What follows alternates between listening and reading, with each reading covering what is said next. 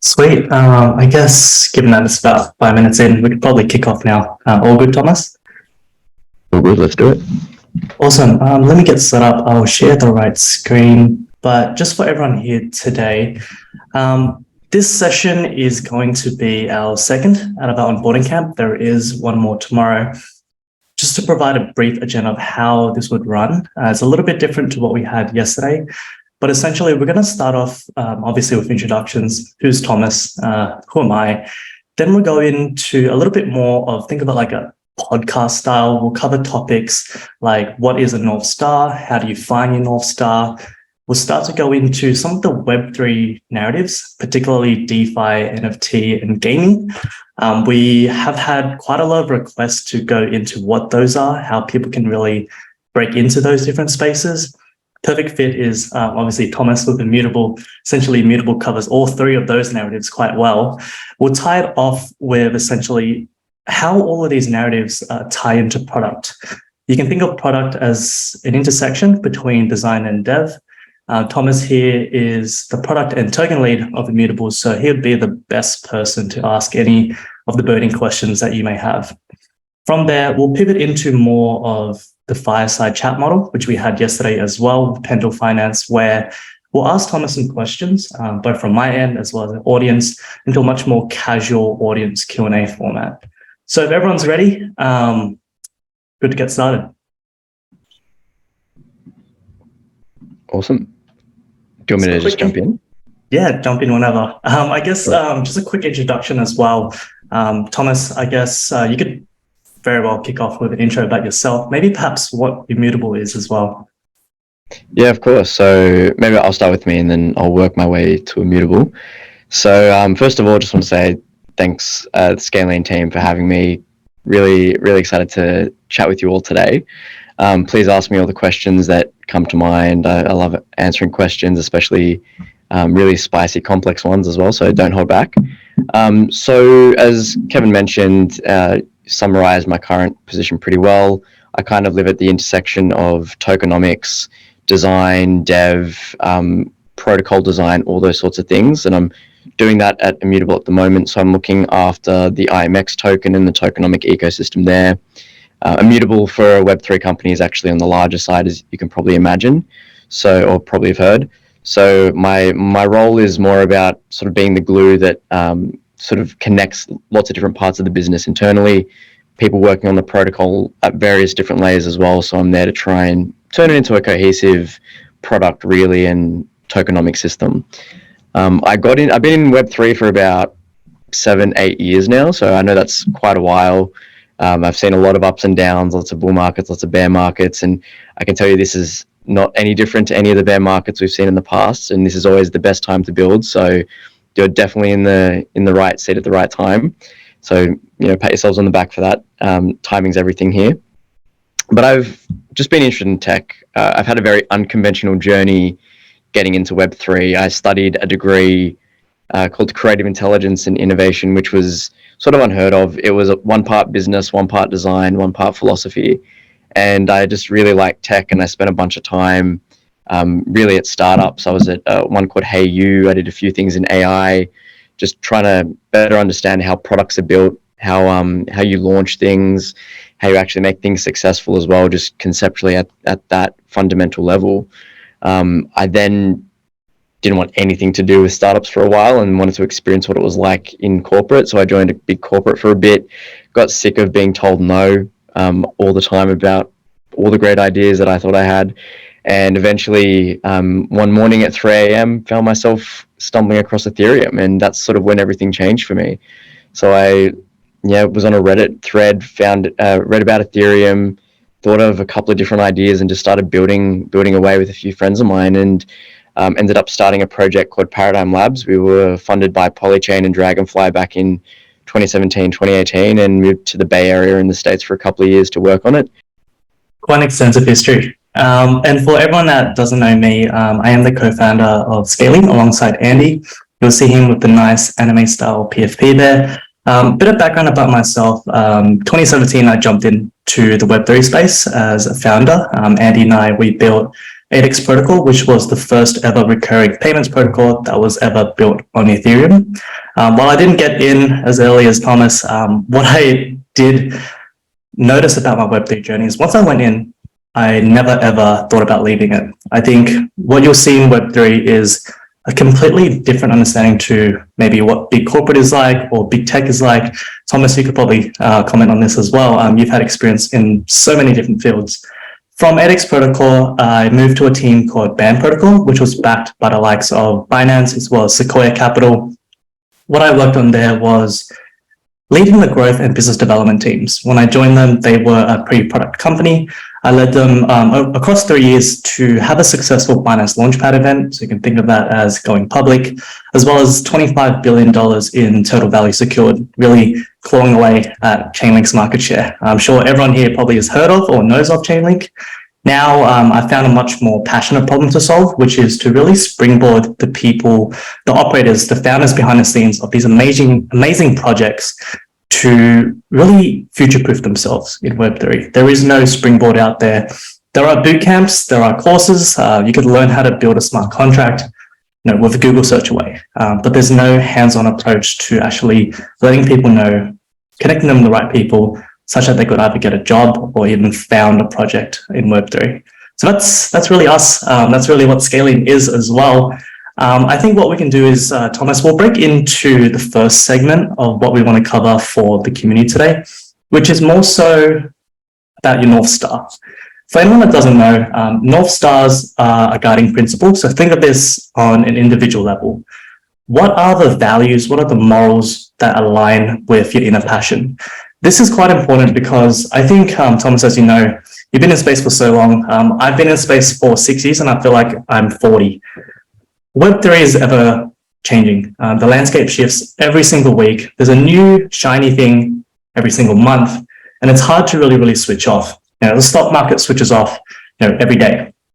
It's closed on the weekends. Web3 doesn't stop at all, especially if you're not a speculator and you're a builder. There are so many things that you have to stay on top of, and finding a North Star is exactly the thing that's going to take you from 0 to 100, because that is your guiding principle. That's your inner motivation to do something for the greater impact of society, but also for the greater impact of yourself. There are 3 key North Stars, which I personally would like to share with everyone, which is building a network, tinkering, as well as asking for help. But Thomas, I think just to draw back on your experience, you've been in the space for so long.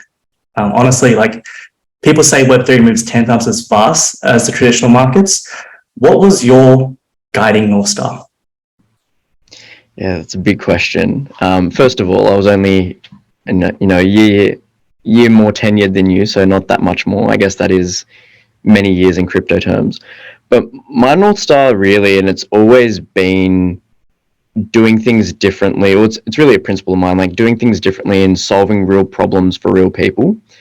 And what got me into the space initially when I was reading that thread on Reddit about Ethereum was, what it really did was make the concept of crypto and Web3 really click in my brain.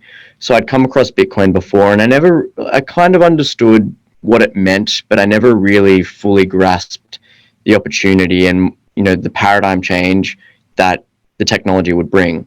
It wasn't until I really, got deep into the Ethereum space that I fully appreciated that it's really about creating a completely new global economy. There are different principles there around the way that we interact, the transparency that it involves, lots of disruptive things. I've always been a little bit rebellious and anti-authoritarian as well. So I feel like that's also what got me into the space. But my main North Star really is just building great products for people and making sure that, we're solving real problems. I think just on that note, people are also my North Star, and I know that's very, very high level, but I think essentially what I attach myself to is I want to be able to produce tangible value for people, whether that is, people using the products that I build or help build. At Band Protocol, what we enabled was off-chain data to be pulled on-chain. That's something that you cannot do just quite simply because blockchains cannot communicate outside of their own network. What we enabled were people to build smart contract applications, think financial applications using price feed data, off-chain. I think, Thomas, is that something as well that you see a lot of value in? Is that something that gives you a lot of intrinsic motivation to actually do well in what you do, given the nature of Web3? Yeah, that's a really good point, and I was going to touch on this a bit later, but I think you're right. People, for me anyway, people are at the core of everything, and especially in a product role, that is even more true because your job in product is really about dealing with people and trying to grow and build a culture around a group of people and a mission that they all can buy into to actually go out and solve meaningful problems for people in a meaningful way. So I did kind of overlook that a little bit intentionally, but you're right. It is one of the main, if not the main pillar. And I think with the way the space is moving, and I know we have a few questions about this in a little bit as well, with the way the space is moving and the way that technological advancements are also headed as well, I think it's going to be more and more so about people and building for and with people. Yeah, that's right. And not to be confused, but I think when you look at company North Stars, they're more so, metrics like, I want to bring a million people into Web3. That's Scalene's North Star. But it's really important to find your individual North Star. That's at the core of your heart, because that will take you and keep you pressing. There's lots of ups and downs to come, I guess, with any industry, right? Like the last 2 years have probably been the most challenging for the world as of yet. I think simply breaking it down, we cannot tell you what your North Star is. I guess that is your own discovery journey. It very well may be people. It very well may be completely different to people. But I think a common notion to finding your North Star is really wading your feet in, really start to experience what Web3 is about. And the first point I'd like to cover that really helped me find my North Star, and I think what you'll find is building a network. I know a lot of people say your network is your net worth. It is true, but it's also cliche. Web3 as an open source community is very collaborative. Immutable runs events out of the office every single 2 weeks, 3 weeks or so. That's open to absolutely everyone. Community events, hackathons, both online and offline, are always accessible to everyone. The beauty about Web3, and especially from a business development perspective, is there's not one person you can't get into contact with. Say Immutable, right? I'm confident Thomas is hanging around the Discord, hanging around the Telegram, and you can quite simply DM him straight away if you have an idea, or maybe you even want to join a team as a product person, product intern. Discord communities, Telegram communities are very, very powerful because it provides you access that you otherwise wouldn't have in big corporate or big tech. But the one key takeaway, I think, when it comes to building a network is not simply to go up to someone, like going up to Thomas and say, hey, I'm Kevin, and that's it. Really think about how you can actively contribute to what they're doing, perhaps on a personal level, what Thomas is interested in. Maybe you like biking. Hey, I heard this great biking event's coming up. Or even actively contribute to what Immutable is doing. At the same time, I think building a network is the key thing that you want to do, because social capital is quite precious in any industry. Thomas, was there anything that you did to really build a network in Web3? Because you've got quite the reputation now. All things aside, you're a product and token leader of Immutable. You've been with them for years, and Immutable is at a point where, really it's the golden Web3 child of Australia. Yeah, that's a big question. I think the thing that's always guided me, and you're right in saying your network is everything. Your network is your net worth, and I don't even say that in terms of from a monetary perspective. It's more about that concept of wealth and being able to, when you can detach yourself from money, what is the value that of the people around you?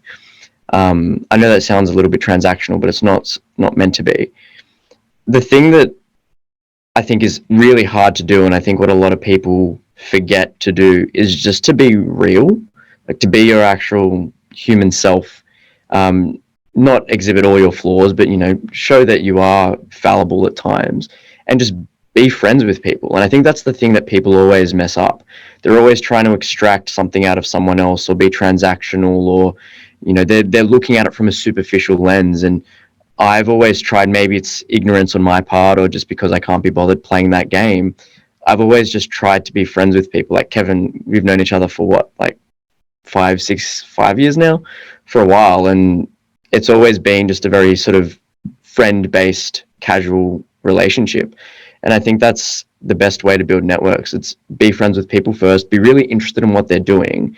The more interested you are in them, the more interested they'll be in you as well. And it just helps that I'm naturally curious for me to, have that type of dynamic with people. But yeah, really, it's just about being friends and being honest and not trying to exploit others. There's a really great quote or phrase and sort of talk from Naval. I'm assuming a few people in this call know who Naval is.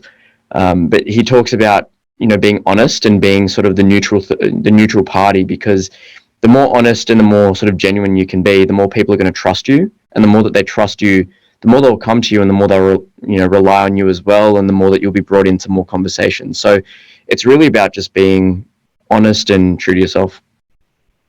Yeah, I completely agree with that. I think being friends is underestimated. It's okay to meet people and not have an agenda. It's okay to meet someone and quite simply have a coffee, not really pull for that introduction or referral. When Thomas and I met, and I think it's quite important to draw back on experiences. This was, like you said, 5 years ago. We were both building, I think, our first startup. Thomas, you were probably building Paradigm at that time. I was building 8X. We had no direct synergies on a project level, right? We were building a recurring payments protocol. Thomas was building a decentralized exchange. But we were locals. We had an intersection. We had an overlap. We were both from Sydney. We were both from Web3. And that's more than enough to really start building a network. Be friends. Don't really think about things as transactions. Be yourself, really. And I know at my core, for a lot of people, even if you're shy, even if you're introverted, there are particular interests that you have, whether that is a common interest for Web3, that's more than enough to really start to build a relationship with someone. As simple as maybe sharing your milestones, your achievements, your roadmap, what you plan to do next year, what your ultimate goal is. Before you know it, your network will find opportunities for you, pass them over your way without you really asking for it. I think in the topic of opportunities, actively increasing your network increases orders of magnitude higher the opportunities that you can get. But at the same time, people exploring and tinkering with things, new things, Web3, AI, can double down on this. Thomas, was there ever a moment, let's probably look back at, when you were building Paradigm 5-6 years ago, what did you do to tinker and explore? Yeah, it's a funny question, because I think it all starts with how I found out about Ethereum in the first place. Getting into some sort of D&M stuff here, I used to have insomnia, pretty bad insomnia a while ago. So I'd just spend all my time, especially at night, on the internet. And this is sort of when I found out about Ethereum, just trawling through pages, just reading stuff on Wikipedia, reading as much as I could. And I kind of became interested in the concept of just learning in general. And from there, it was just it wasn't that hard to bridge. I'm interested in this too. I have an idea to, here's my idea out in the world, either being used or people, hating it. So I know what to fix for next time. So it was really just about, and I think now with all the stuff that's happened, especially in the last 6 months, ChatGPT, for example, I know, you can't not throw that out. That's been a huge sort of step change in the way that we can all build things. And I don't think there's any real excuse now for saying you don't have a particular skill, because what really the technology is doing, it's turning us into curators rather than necessarily the actual creator itself, or the person sculpting the statue. We're actually designing what the statue should be doing, for example, what's in that painting. And these tools are just ways for us to actually fast track that process and work out what high quality, what good products and good problems to solve look like. And I think that's where a lot of the tinkering can come from now. It's really just about understanding what's out there and finding new ways to reinvent or rethink the problems that were happening in the past and may eventuate in the future. So that's my approach to tinkering. It's just, you need to start, which I know is not super helpful, but you just need to start somewhere. And there's so many tools now that it's almost impossible not to do something substantive. Yeah, and I guess starting's the hardest part, right? It's so hard for people to start new things, whether that's a new hobby or new interest. Think of Web3, I guess there's never ever going to be a lack of resources. There are so many, courses out there, Udemy, YouTube even, just a Google search away. At the same time, everyone in Web3 is out to help. And that's exactly what we are trying to do at Scalene. We want to make this into a more structured path. We want to run this in cohorts and camps where, people, whether they're designer-led, developer, have that mentorship, whether that's office hours or dedicated one-on-one time, just to steer them in the right direction. And I think this really ties off the different ways that people can find their North Star. The final note that I think I want to leave this on is never hesitate to ask for help. Don't hesitate, to be vulnerable. There were so many times where I needed help, and just looking at, relationship that I've had with Thomas, I've needed Thomas's help from, fundraising, right? Who should we speak to, or growing a community, or even growing a brand. Firstly, build your network, tinker and explore, use Web3, understand what it really is about, whether that's through online, offline events. And then, when you need it, you'll be in a very good position to ask for help. Everyone's always out to help. With that note, I'll move on to the more juicy side of this session, which is what, I guess, given the persona of the audience, most of which are, either developers by trade or designers looking to break into Web3, with a string of crypto curious people as well. I think, Thomas, there probably are so many more narratives in Web3, for example, rollups, L2s, but the core three narratives and what narratives really are, stories, such that people could really understand the impact of a certain technology or a certain product. You may have heard of these three things: decentralized finance, non-fungible tokens, gaming. It's probably a good way for us, Thomas, to really help these aspiring builders to understand what is taking hold of the space, what's quote unquote hype, what's being covered by the press.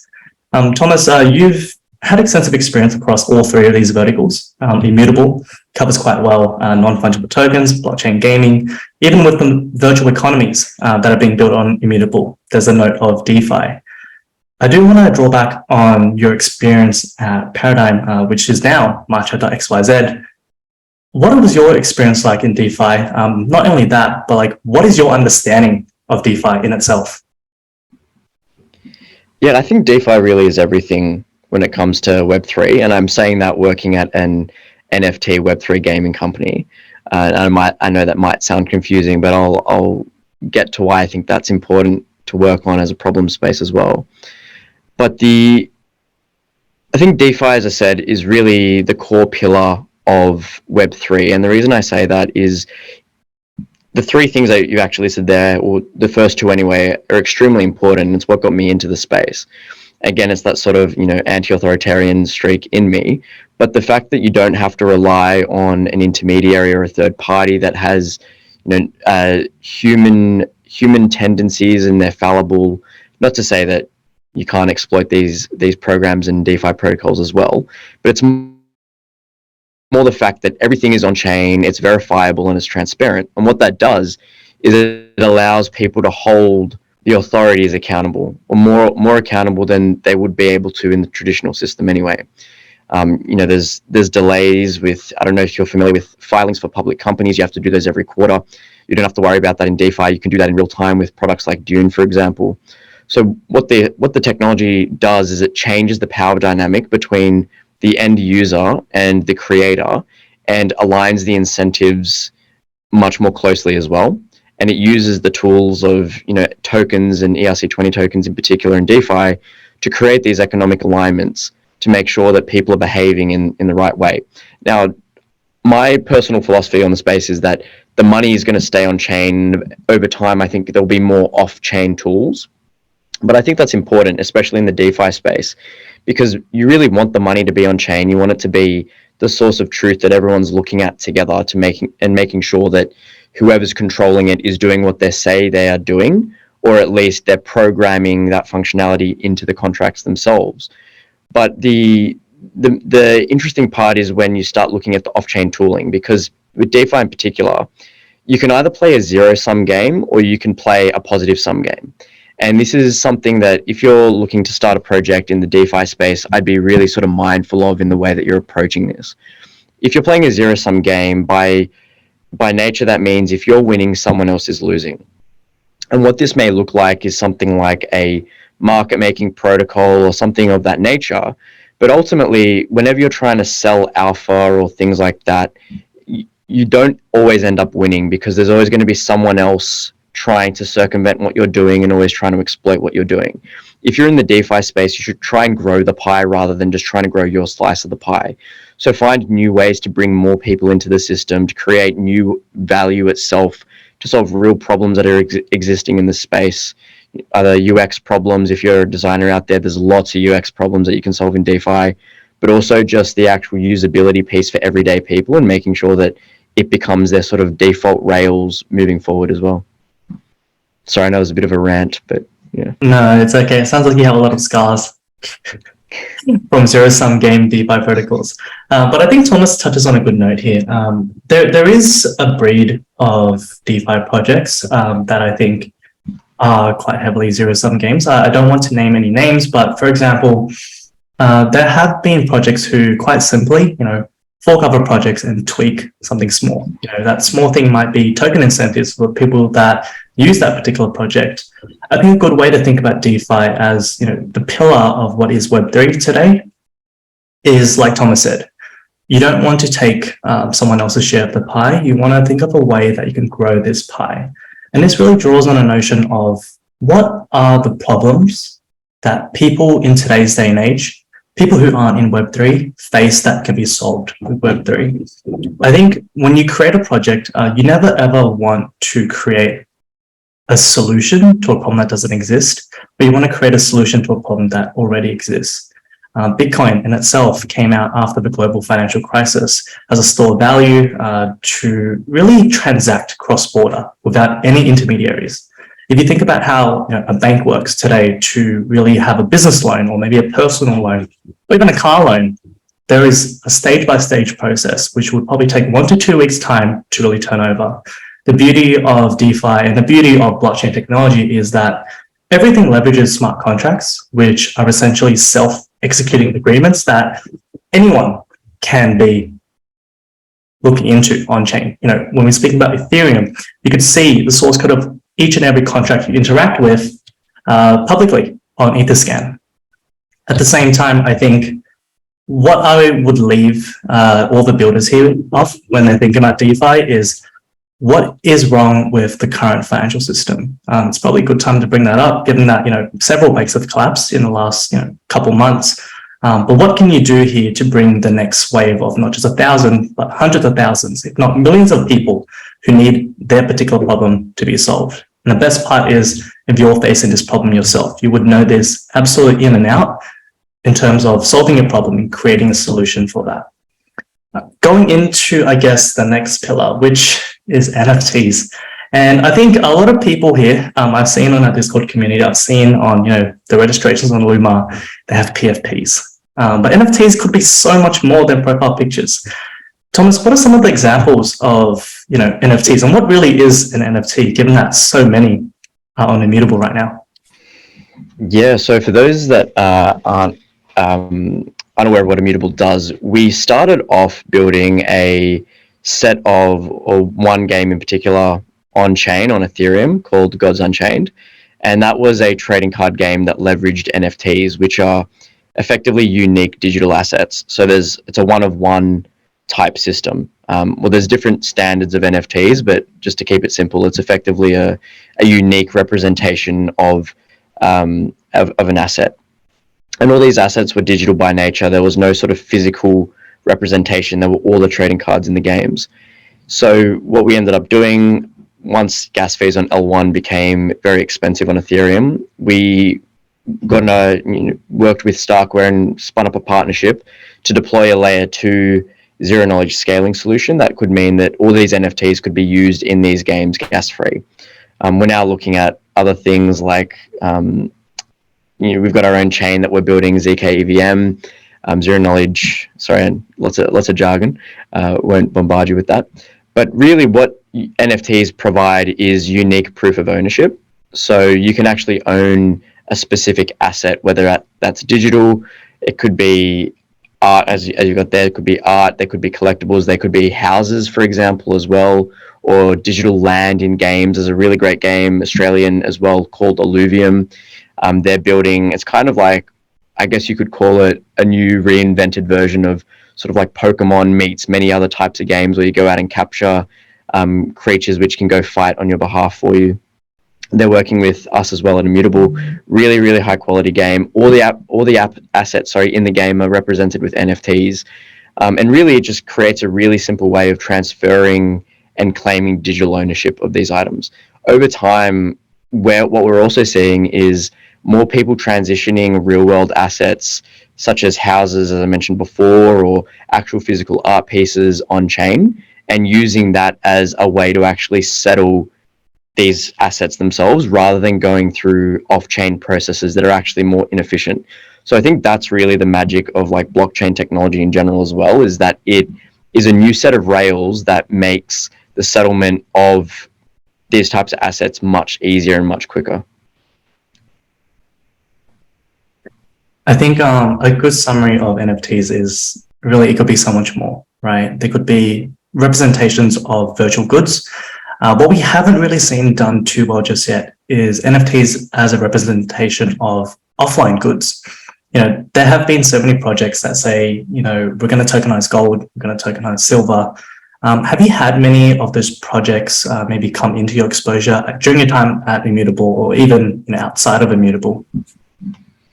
Yeah, so we started off focusing on anything that was an NFT at Immutable, and over time, the conviction really solidified around gaming, and that's where the next 100 million, 1 billion users are going to come from. And I think NFTs are the gateway to that new cohort of sort of more mainstream users. I'm not sure if anyone here is familiar with the adoption cycle, but we're only just really kicking off the early adoption part of the hype cycle. So there's still millions, if not billions, more people that are, still need to be onboarded into Web3. And so there's lots of problems that need to be solved to make that happen. One of them is actually about giving them a reason to be on Web3. And something that makes a lot of sense for people is gaming. And so we already live a lot of our lives online. A lot of us have already played a lot of games. But what this does, and having NFTs as the assets in the game, is it actually means that you can not just really own the asset in the game, but you can also move those assets around and you can create new ecosystems, new communities, and potentially even mods for games as well. Lots of great games have spun out of mods. And what really blockchain technologies do and these open ecosystems do is it allows people to build on top of each other and reinvent and reimagine these systems. So I think where we're going to see the next wave of adoption is really going to be gaming, and that's why I'm here at Immutable. I think the beauty of a lot of games that we've seen recently, particularly the ones that are being built on Immutable, are people are building games for gamers, right? And these games use underlying technology, whether that's leveraging smart contracts or whether that's for scalability or the transaction of virtual goods. That's what I personally think is going to drive the next wave of adoption. The gaming market is huge. It encapsulates, almost 1 billion people. If new game publishers as well do build using, perhaps decentralized marketplaces, this opens up an entirely new world of not only proof of ownership, but also in a sense of verifiability and history. I know some games that people have played, CSGO, for example. How do you know exactly how many Dragon Laws, that's the skin of the orb, are out there in circulation? Not only that, but how do you know, the publisher themselves or even Steam aren't taking advantage of you? What if they're inflating the amount of Dragon Laws across time and you don't know about that? The beauty of blockchain games is all of this is there, publicly verifiable for everyone. And I think gaming also ties into, it's a bit of taboo here, but gambling as well, right? There have been so many cases of, online casinos, online betting platforms really scamming the users, whether that is rigging their slots or whether that is rigging their odds. If there is, I guess, something that hasn't been done well yet, it is something that unlocks all of these virtual economies. And I think, Thomas, I'd love to get your thoughts on this as well. But building, for example, a Web3 Steam or Web3 Steam marketplace is probably the easiest part. The hardest part is how do you convince those publishers to use your platform? Given your experience at Immutable, working with so many partners, even inclusive of GameStop, for example, good mention, have you any insight into how maybe someone here today in the audience who wants to build something in the gaming realm could think about their go-to-market? Yeah, it's another really great question. And I think this is a core tenet of not just NFTs and gaming, but of any sort of project you're working on and product you're building. You really need to understand who you're building for, why you're building for them, and how your solution actually will, is a meaningful solution for them and will be adopted by them. If you don't really understand those things in and out, and you don't have conviction on those three things and your answers to those three things, you're not really setting yourself up for success. You ultimately need to know what game you're playing and how you're going to win. There is a really great book called Playing to Win I'd recommend reading as well that sort of talks about this conceptually. But in our space, what we've had to acknowledge, and this is where people I think misunderstand Immutable, because they look at us and say we're not proper Web3, or they used to think that anyway, because we weren't getting involved in a lot of sort of the DeFi, yield farming campaigns, things like that. And the reason that is because it didn't make sense for us given the types of customers that we wanted building on our platform. In our context, we care about the AAA game studios of the world. We want the GameStops, the Activisions, you name it, the Blizzards. Well, I know Activision and Blizzard are together now, but we want those types of game studios building on us. And the only way we can win them is by making sure that we're solving problems that they have. And these problems go beyond, and this is where sort of the nuance and the art of product management comes in as well. And you don't just have to be a product manager to think about this. Everyone should be thinking about this if you're building something. But it's about understanding what are both the technical requirements that they have, but also what are the non-technical requirements. Something that's been very apparent when dealing with these really big game studios is they care a lot about the branding and how it's going to affect their branding and the access to distribution of high quality users. When they look at us, they acknowledge that what we're doing is we have a high quality bar internally of the games that we partner with, and we want to make sure that we're partnering with great games, building really great user experiences and ecosystems and communities. So what can ultimately happen is there can be a bit of a flywheel effect. So understanding that these smaller things around, transparency, legitimacy, not seeming sketchy, these non-direct technical things that you can build into the way that you approach your product, potentially by, I know it's a very dirty word, but regulation, for example, and building those into sort of regulated aspects of different products like DeFi protocols, like what Aave is doing, for example, are all ways that you can ensure that you're building for these behemoths. Because at the end of the day, some of them are publicly listed companies, or they're very, very big and they have brands that they need to protect. And they also have investors and shareholders they need to protect as well. So it's in their best interest and it's in your best interest. And I know this seems a little bit antithetical to the rest of the whole DeFi ethos. But in our specific realm of NFTs and Web3 gaming, this is the game that we need to play to ultimately win. Yeah, I completely agree. I think the question in itself is a big one that doesn't have a perfect solution to just yet. I think before we go into perhaps Q&A, and I know you very well tied that into what product is, but also how that relates to people. Product questions don't necessarily have to be just product questions. These are questions that teams and builders should be all thinking about. Yes, there would probably be someone owning that product person, i.e. Thomas, for immutable.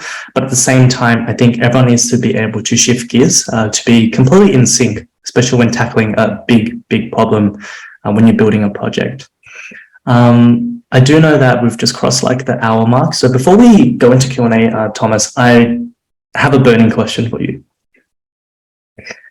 Given the narratives that we've covered, DeFi, NFTs, blockchain gaming, and not only that, but for a lot of builders who are looking to build something in Web3 to find their North Star, what are some of the projects, what are some of the solutions to burning problems in the world today that you would like to see built? Whether this is on immutable, whether this is off immutable, what do you want to see in Web3? Yeah, geez. I think the biggest problem right now that we're facing is making the complex interactions in Web3 more accessible to everyday people. As most of you probably know, for example, if you're trading on Uniswap, you have to set multiple approvals. If you're a first-time user, the whole fact that you need to hold ETH as a separate token to make sure you can pay for things is also kind of confusing as well. So whatever we can do, and I know this sounds strange to say, but whatever you can do to actually make the experiences more Web2-like and to abstract a lot of the complexity away, especially at the wallet level, are really going to be really important. And that doesn't necessarily mean working on a product, but it also means when you're building, if you have a really great idea for a DeFi protocol, for example, it might be about making sure that you're factoring in the user experience of setting contract approvals, for example, and making that really simple, or doing something like Uniswap does where you set it once and you set it forever. So I think there's a huge gamut of problems in the user sort of experience bucket that can be solved, especially when it comes to games and session views in games. But then more broadly, I think where there could be a lot more is just the everyday applications of blockchain itself. So things like, a replacement for Venmo. I don't know if anyone's used Venmo or Beamit. Venmo's the American equivalent.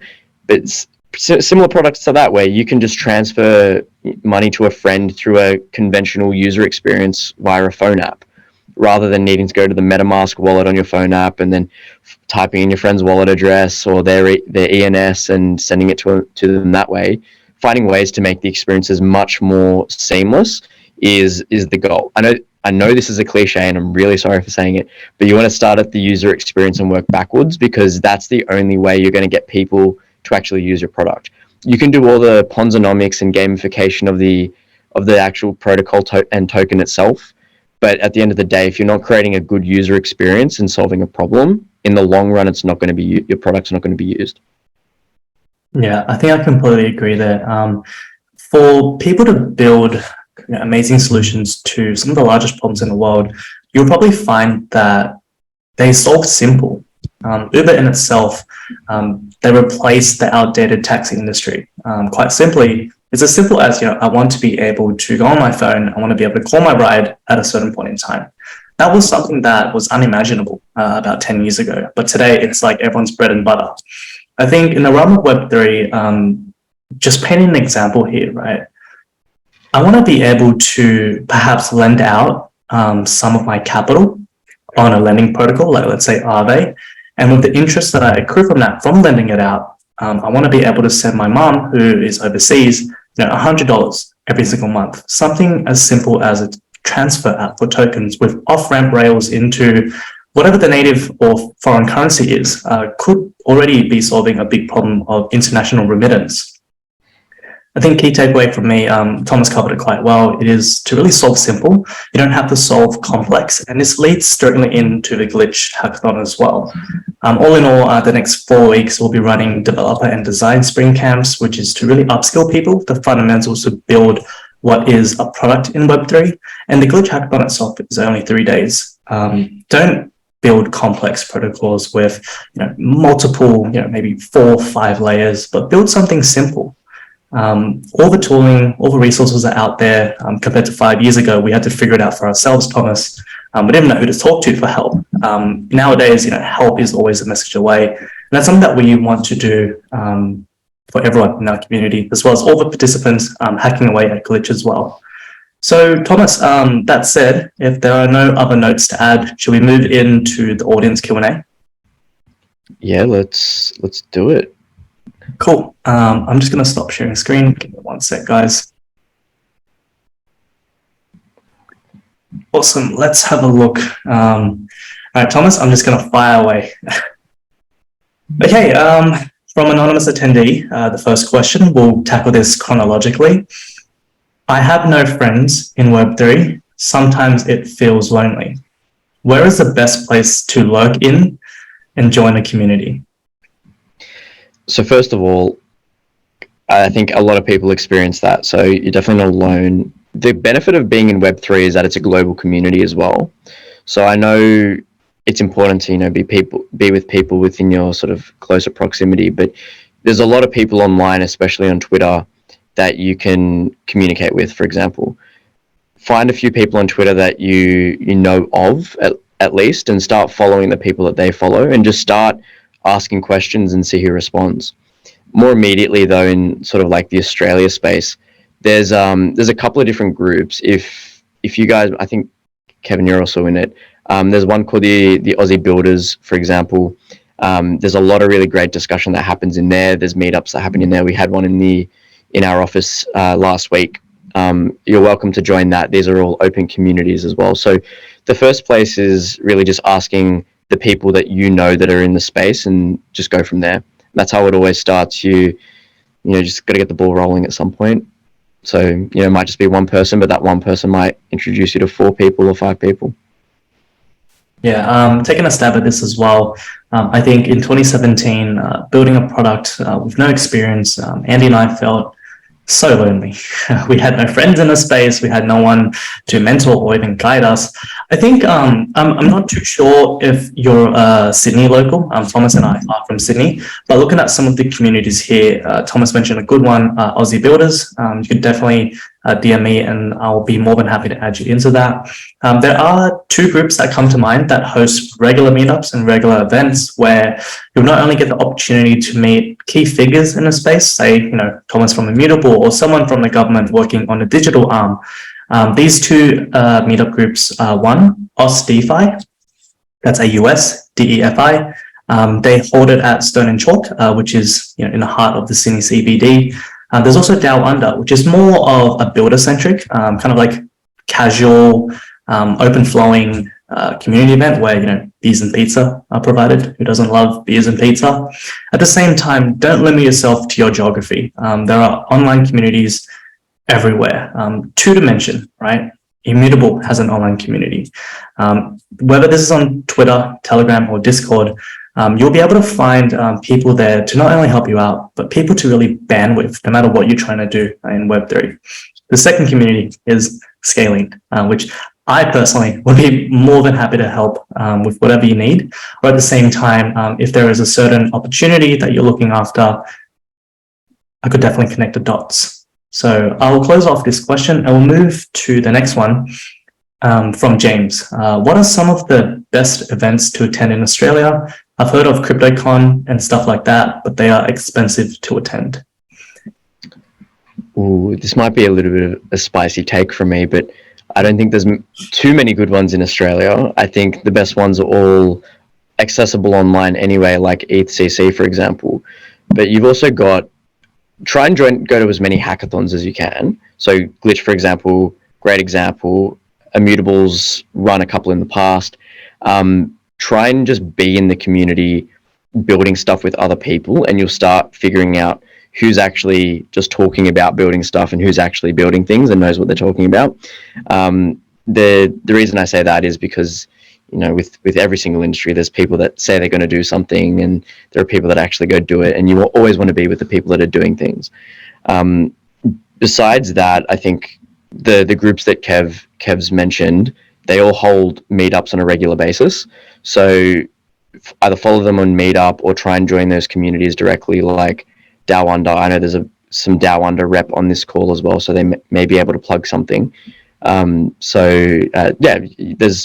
a couple of different opportunities. Yeah, just on this as well, I think Just to distinguish between the two, I think with CryptoCon, that's more conference type. Conferences are expensive. I'm not going to lie, they're $500,000. I do have to, unfortunately, agree with Thomas that the better ones are overseas, quite simply because I think just being from Australia, we're geographically limited. We're so far. We're called down under for a reason. That's probably why Down Under is called Down Under. But at the same time, I don't think you should limit yourself to conferences. These meetups happen all the time. There are virtual meetups. There are offline meetups, whether that's casual or just for networking, or Immutable and Google have held meetups recently at the office. Just speaking of Google today, there's actually a Web3 NFT event that was free to participate. I believe it's on right now, so everyone here probably isn't there, but it's all going to be recorded. Find yourself in a community, find yourself in a network, like we covered before, and before you know it, your event exposure list will grow in orders of magnitude higher. I have a proposal for everyone here. Think like don't roll your eyes. Think like a product person and work out what you think is wrong with the current conferences and events that we have here, and I encourage you to make your own and do it better than what's been done before, because that's the only way we're going to start getting better events in Australia. Because a lot of people do just log in online and watch the events overseas, and the events that we do have here end up being more I'd say corporate more than anything, and that sort of ground up grassroots DeFi community feel isn't as prominent as here as it could be. Yeah, I know we've been on this question for a while, but I do think it's a big problem here. Not that having a corporate audience is particularly bad, but there's not enough international recognition for Australia as a space. What could we do, as a country, to really band together and attract global participants? It's not to say that we don't have the Web3 credibility. We have Immutable, we have Illuvium, we have Synthetics, which covers all three of the narratives very, very well that we covered earlier today. So, yeah, James, I think Thomas has put you on quite the right track to solve what is a crucial problem right here at home. Yeah. We punch above our weight, just to be clear, when it comes to Web3. Australia does, I mean. So we're all in really good company. But the thing is, a lot of the conversations, for some reason, don't happen in Australia. And that's partially because it's a global market, and, you need to be up when the rest of the world's up, or where the rest of the world is really. But the thing is, we need to start bringing the world here and having the conversations here. That's true. We do punch above our weight, I guess, as a country. I've named three, and I think one team that a lot of people don't know is actually founded from Australia. I think in the light of, whoever has Twitter here, is probably seeing a Bluebird logo changed to Doge. Doge was actually founded by two developers here in Australia as well. So we do definitely punch above that weight. Moving to the next question, looks like a product question. How can someone with a background in product development or management transition their skills to the Web3 space? Right at you, Thomas. Ooh.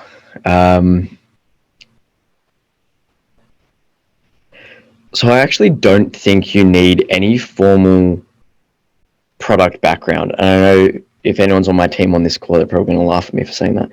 The reason I say that is ultimately what it's about is, Andrew, I see you.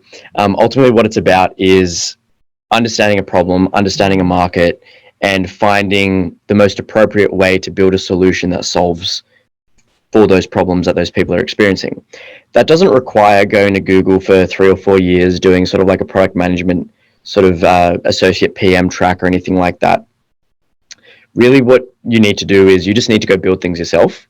You need to work out how you as an individual understand the different communities that you're involved with, how you understand their problems, start learning about some of the different frameworks that you can use to break down and better understand the problems and find solutions for those problems, or at least reframe the problem, and try yourself building a solution that solves that problem.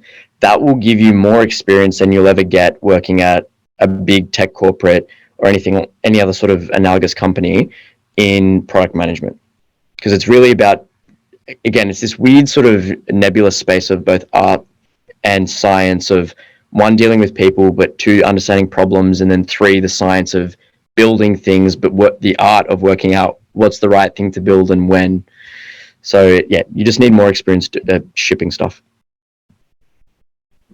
And I think with that ties into the notion of really broadening the exposure you have to Web3, not just as a user or a speculator, but contributing to projects, whether this is, freelance or voluntarily. I think with more exposure that you have to the Web3 space as a whole, you'll easily find a way to transition your skills and your strengths to the entire space. I think with how new Web3 is as an industry, there is no perfect answer to anything, just quite simply because the landscape shifts every single week. But that's something for you to definitely get started. Okay, Thomas, got a direct question to you. What is your favorite NFT collection? This is really boring. It's apes. Like, what apes? Yeah. Could you tell us why? This actually could maybe, drive and fuel a fire for someone who wants to build an NFT product, maybe come college. The main reason for me is the community and brand they've built around their project. And I think NFTs and really Web3 in general, your main point of differentiation, if it isn't a network effect, it's your brand. And what they've been able to do really well, and that's more so for an NFT project, is really execute on making a brand that is both somewhat edgy and rebellious, yet palatable enough by these big brands to do business with. And I think that's a really hard thing to straddle in this sort of era of crypto. Obviously someone needs to do it, but I think they've been able to set themselves up to do it quite well. And they've built a really great network effect around doing that. And I know there's some controversies around Yuga. I won't go into that, but I think purely as a community and as an aesthetic item, yeah, they're up there. And they were the first to really bring that culture to the Web3 space. And I think first mover's advantage isn't everything, but it is a big advantage for anyone who finds their particular niche and do absolutely well at it. So I count that as answered. Next question. We've got 10 more, so I'm going to try to blast through them. What is the most exciting blockchain game coming up on your radar, if able to share? I think Illuvium, to be honest. And I'm not just trying to plug Illuvium, and because they're building on us, but the way that they're trying to approach their game, not just from the quality of the game's perspective. They're building with Unreal. It looks really, really good, and it plays really well. But they're also building different ways to engage with the ecosystem, and they work differently on different devices. They have different user experiences. Some of them are more like sort of RTS based or like strategy based turn-by-turn games, and then part of it's also a bit of like a open world sandbox, go and discover sort of experience as well. And so the way that they're able to tie this game lore together with these varying assets and actually make it playable, or what I've played of it playable, I think that's really impressive. And I've got high hopes for them doing extremely well as a game. There's also another game called Undead Blocks. They basically built like a zombie shooter game. These are some ex-Goldman people. They're also building on Immutable. Again, not just trying to plug Immutable. It's just they're a really good game. They're taking a similar approach to sort of Fortnite, where they're sort of selling skins in the game and the actual guns in the game as well. So really cool game. Looks really good, plays really well. They're both, the other thing that I'll note is they're both Web 2-esque experiences, or that's what they're aiming for. And I think that's what's key to actually bridge the gap in Web 3 in general, to make sure people are using it. One other sort of piece of advice or book that I'd really recommend reading is Crossing the Chasm. It's a book that explains how technological revolutions and paradigm changes have actually played out over time, and how they've bridged from just a group of techie dudes in a garage to people across the world using the technology. So I really recommend that. Do you think the next technological revolution, I guess in a realm of Web3, would be catalyzed by gaming, Thomas? I think yes and no. I think there are two very discrete not silos, but like pillars in the Web3 ecosystem. You have DeFi and you have gaming / NFTs. And I think DeFi is probably the killer app in Web3 because it is similar to traditional finance. That's where all the value in the world is transacted. And I think over time, we'll see more and more of that value transacted through DeFi and on-chain. I think gaming is still extremely important for the ecosystem, but it provides a different type of engagement style for a different audience entirely. People engaged in DeFi, and the same as TradFi, the ones that are actively engaged, using it day in and day out, are of a very particular mindset, a very particular disposition that those playing just games in general aren't. So I think it's about, again, understanding that those two different audiences and how to build for them. But I do think it's going to play a huge role. Yeah, and this actually ties into the next question as well, which is, how can I determine which narrative, I assume from the ones we covered, DeFi, NFT, and gaming, I want to build on? That's a tough question, if I'm being completely honest. I could take a first stab at this, but yeah, I think for myself, as an investor as well, the first thing that we look at is founder market fit. If you're building something, why are you building it? Are you building it because maybe you yourself have faced this problem and you want to build a solution to that? Perhaps someone in your family has, or perhaps your group at university or your group of friends have. There's no right fit answer to determining which narrative you want to build on. There's one thing that I want to sway you away from. It is, don't build on what's hyped. At this point in time of where Web3 is, DeFi is not hyped at all. DeFi is actually being overshadowed by hotter and shinier things like NFTs and gaming. But it's a core building block of what makes Web3. I hope that helps. Thomas, do you have anything else to add to that? No, I just want to reinforce what you said at the beginning. Know who you are and know what you're good at. Understand your circle of competency.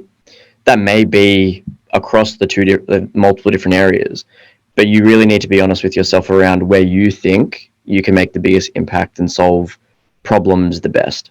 And that journey takes a while, and the only way you really know that is by just continually building and shipping things. The answer to a lot of my questions is just build and ship things. Exposure. Exactly. Okay. We have a lot of questions. We've got 10 more actually. But Thomas, if you have a hard stop, just feel free to let me know. We'll just say we'll give it about like 10, 15 more minutes. Yeah, I've got a hard stop in 10. Yeah, we'll wrap it up in 10. So let's go quick. How would you compare building on Ethereum compared to other blockchains such as Solana? Which one do you think has the best future? Not financial advice. Yeah, NFA, DYOR, the classic caveats. That's to do your own research. It's really a network effect question. So for me, it's a network effect, and it's, I guess, an honesty question of how neutral is that platform? How can it be taken down? What is the incentive of the people controlling that platform? And how could they manipulate that for the worse? And I think the good part about Ethereum is that, one, there's already the network effect there, where it's the most used blockchain. It's where all the activity is. It's where all the developer questions are around Solidity, how to build stuff. It's where all the tooling is. Not to say there's not tooling on Solana or other chains with different languages, but it's really about what do you have access to help you build quicker.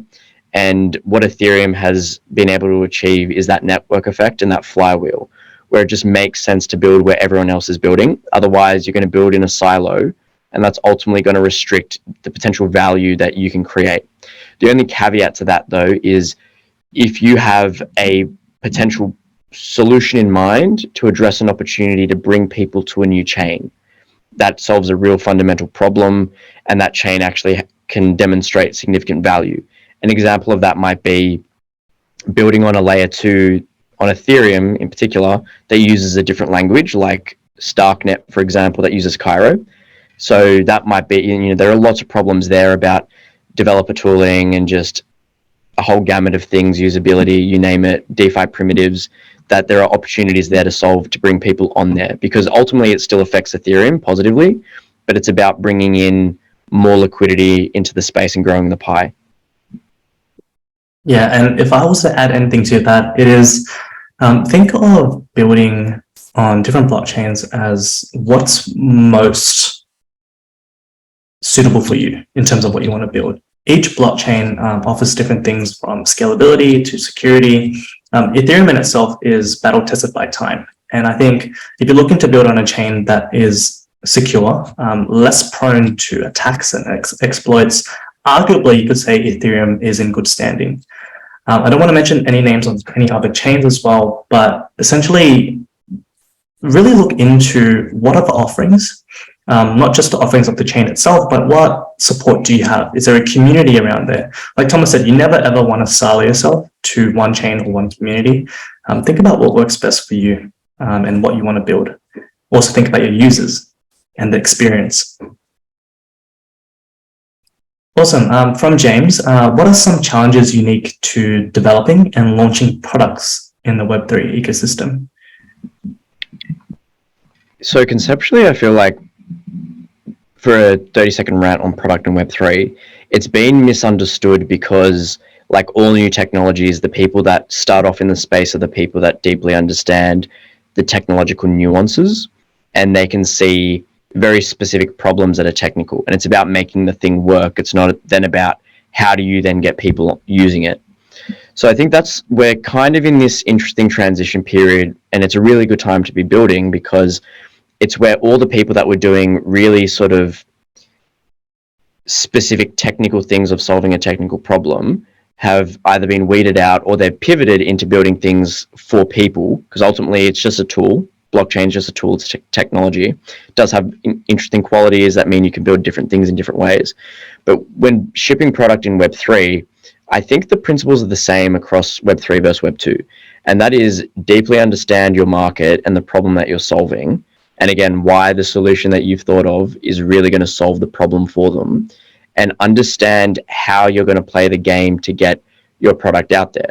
So if you're building a protocol, how do you actually need to bootstrap your protocol to get those initial users on? What type of users are you looking for? How do you know when you've done a good job? The other thing that we try and do, at least anyway, is be very experimental, where we list out hypotheses of things that we want to test when launching something. So when you go from 0 to 1, that's probably the hardest part of anything, going 0 to 1.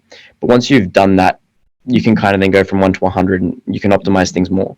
But in going from 0 to 1, you want to start thinking about what is the assumption that you are testing or the experiment that you are running, and how do you validate whether or not that's actually been successful when you launch that product. So understand the problem, understand the product, and then have a specific framework around how you test whether that solution's worked.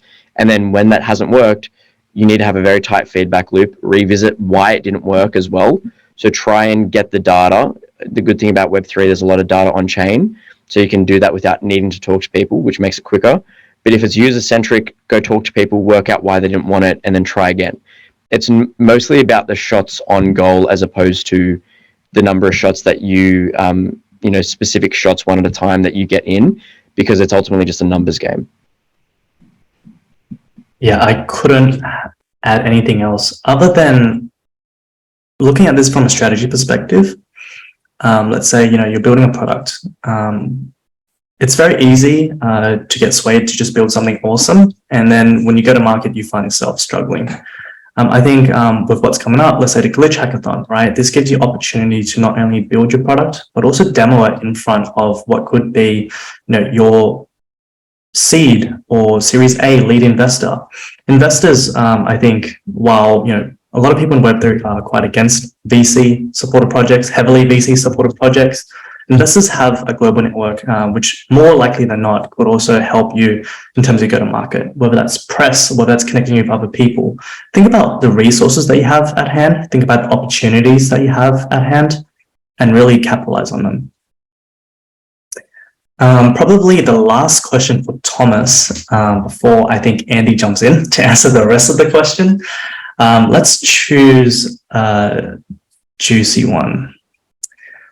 This will probably end on a more of a fun note. This is from Roy. How do you envision the convergence of generative AI and Web3 impacting the futures of NFTs and digital assets on Immutable X? Are there any plans to integrate AI-driven content creation tools or support AI-generated NFTs on the platform? It's all the buzz. NFTs, AI. Pass it over to you, Thomas. It is all the buzz. Okay, I'll start with just AI in general as a tool. I think that it is extraordinary, revolutionary, even more so to some extent than the new rails that we've created and the new power structures we've created with Web3. But what I think it does is it closes the gap and the difference between the different people operating a project. It closes the gap between a developer and a designer and a product person, and it gives them the ability and the freedom to actually focus on the really important questions. Your job ultimately ends up being, as I mentioned before, like a curator. So it's not necessarily about the art of writing a specific, contract better than anyone else. That's part of it, sure. But it's ultimately about what is the value that you're driving and how successful can you be. If you're getting into this space, it's really about just how successful are you, which is through TVL, through volume, all those sorts of things, through users. And you want to maximize that as best as you can. And the only way to do that is constantly revisiting the opportunity and the problem that you have in front of you. And I think these tools, if used properly, let people sort of take a step back and spend more time thinking about the higher order questions and problems to ultimately make it a better product for not just them as you as founders, but also their community and for the other people building on top of your products. So that's sort of my take on AI. It's kind of, I don't know if anyone's seen the Rick Rubin meme of, he's sort of talking about, funnily enough, product managers, or someone's made the meme about product managers and he's saying, people hire me for my taste. I know it's a bit of a joke, but I actually do think as the technology and the baseline of the deliverables of what everyone can actually output gets equalized, what you become differentiated on is your creativity or the way that you're actually solving and framing a specific solution. When it comes to AI and generative art, I know there's a lot of people working on it. I don't know if anyone here has heard of Liam. He's also in the Oz DeFi space. He's built a NFT project that uses 3 different AI tools, and he wrote it with AI as well, that will use a prompt written by an AI based off another AI's prompt and then mints an NFT based off that. I think it's called Take, where it makes fun of like Twitter takes and turns it into an image. I think that's going to be a really interesting conceptual space in the Web3 landscape. And maybe this is a little bit just naive of me, but I don't know if it's going to revolutionize the space in terms of new types of artwork that are really going to be that much much more valuable. I think what it does though is it makes the time to actually execute on things much tighter, which is always good. That's a good way to tackle 2 of the hottest topics in today's tech industry. Thomas, do you have another time for one more question, or is it your hard stop now? I can do one more question. Do you have visibility into the Q&A list? I do, yes. Take your pick. Ooh.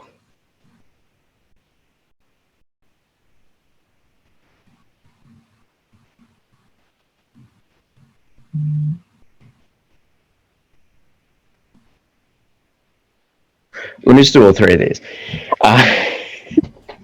So for Eric's question, my sort of like quick and dirty response to that is you actually need to make yourself seem like a bigger company than you actually are. A lot of these big companies want to know they're doing business with a big company that's well resourced and has the right team behind it to actually execute, so they're not left effectively holding the bag or with the risk there on them as a company. So whatever you can try and do to spend more time with those people, making it seem like it's a bigger operation than it is, just to get the first people through the door. That's, I think, where I'd start. I don't know what that means for your specific context, but that's where I'd start sort of, picking away. And also with the collaboration piece, I think what you can also do, it's a very Web2 tactic, but you can start putting out, depending on your space, a lot of content around the problem that they're facing to show them that you're the thought leader of that problem and that you're the right person to solve that problem for them. And then they'll be reassured by the fact that you're a big company, or seemingly a big company, that they'll want to do business with you. And you can leverage a lot of the AI tools we talked about to make that happen. Second question, when interoperability between Web3 games, and how will that happen? It's already happening. It's going to take a while though. And the reason that is because these game developers need to agree upon standards for the assets in the game. So things like the actual 3D files themselves, what they look like, if one game's engine represents it correctly, things like metadata storage itself, how to make sure that's decentralized. So if someone's S3 bucket goes down, they don't lose all the metadata. There are lots of problems in that space that need to be solved, as well as the interoperability and the bridging of NFTs across layer 3s. Our hypothesis at Immutable is that the really big game studios will want to do sort of fractal scaling, in the sense that they'll want to run their own little container on top of another L2 or an L1. And for that to work across games, there needs to be a way for, similar to how Stargate and Axela works, but a bridging communications network across these different L3 and L2 environments. And then lastly, do you think Web3's current products are built from the real users' pain points? And if so, what are some of the examples of products that are currently solving your problems at best? I don't think so at all. So I think what's happening is it's a lot of people that are tech first, building what they think is the right solution. And I think they're not wrong in the way that they've done it, because they've done it with the context that they have. They built a specific problem for the specific audience at that time that was using the tech, which were more tech-oriented people that were more forgiving about worse UXs, user experiences. What we need to acknowledge now is that if we actually want this ecosystem to survive and thrive, it needs all these normal users, and we have to acknowledge that the normal user's expectation is not what the current expectation in Web3 is. So we need to reshift our perspective on what that needs to look like. Not to say it needs to look exactly like a Web2 experience, but there are things to learn from Web2. It's not a dirty word. It's actually just tried and tested user experiences that we can leverage with the technology that we have. And at the moment, the main things that are solving the problems that we have are really the sort of like tooling pieces. I think, as I said before, the money is going to stay on chain. So the NFTs, the ERC20s, the actual DeFi primitives, I believe as well, will stay on chain. But it's the tooling to access that and to have alpha in the markets, or to have quicker ways to ship things, are going to be the tools that are off chain. Because from a business model standpoint, that's the only way to make these things run. So I think that I don't know if that really answers your question, but I feel like that's my take on it for now. You really blasted through those. I do want to be conscious of time, so I won't add any more to what Thomas said. I think a lot of the beliefs and principles that I share very firmly, Thomas. Thomas, as a final note, I think Andy had a question for you as well. He asked for one alpha leak on Immutable, or any projects that you're working on. I guess this could tie the session off on more of a, quizzy note. Try all the games that are launching. Sounds like airdrops. Okay, we'll leave it at that. I didn't say that. But other than that, yeah, Thomas, I think I want to thank you a lot for your time today. I know we have almost crossed the 2-hour mark. Out of your busy schedule, especially to chat to our audience. But at the same time, yeah, big thanks from us at Scalene for really joining us today and supporting the onboarding camp. Of course, thanks for having me. It's been a pleasure. I put my Twitter handle and Telegram in the chat if you want to reach out with any questions. Yeah, don't hesitate to spam Thomas. Cool, I'll leave it at that. I'll cue the lo-fi, but thank you to everyone in the audience for participating. At the same time, tune in to tomorrow's final session of the onboarding camp, which leads directly into the design developer spring camp, and hopefully your participation in the Glitch Hackathon. All right, take care. Thank you again, Thomas. Thanks, everyone. Thanks for your questions.